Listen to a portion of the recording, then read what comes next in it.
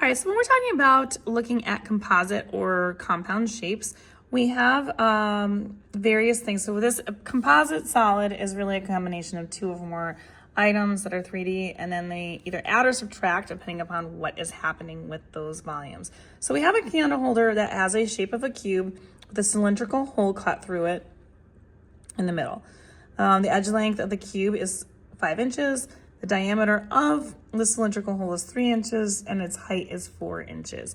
What is the volume of the candle holder?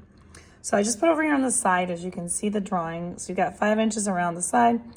The inches here, we have 3 inches here. That's the diameter of it. So the radius we're gonna need is half of that. So that's 1.5 inches. So we're gonna start off with a cube. The cube is a cube. So all the lengths are the same.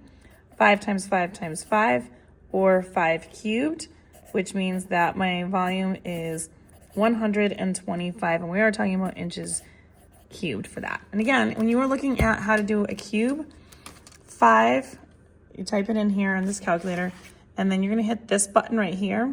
This button gets you to the power, and then you do 3, and you get 125. Now we're gonna do the cylinder. So the cylinder we're gonna use, when we do this, we always use, in this case, we're combining, so we're not gonna use exact and approximate, we're just gonna use the approximate. So the volume of this, we have a radius we just said was 1.5, and that's gonna be squared. I'm gonna times that, multiply it times the height of it, which in this case, the height we said is 4 inches for here, for the cylinder, and then we're gonna do times pi. Order of operations, we do 1.5 squared first. So squared is right here. So you get 2.25.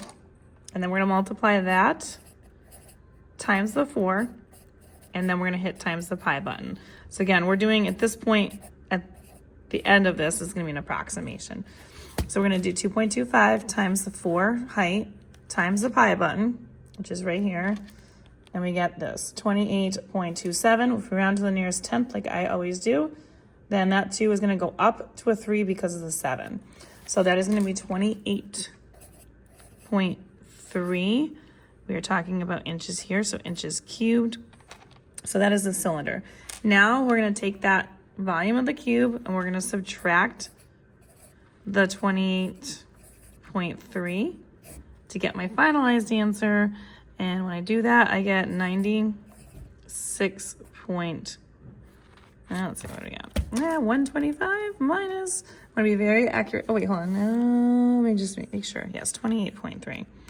Yep, so we get 96.7. Just wanna make sure everything is clear so you guys can see it.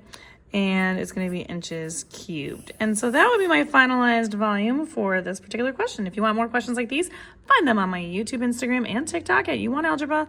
All of these are located in the volume section of my playlist. Don't forget to like, share, follow me for more, save it for later, and I'll see you soon.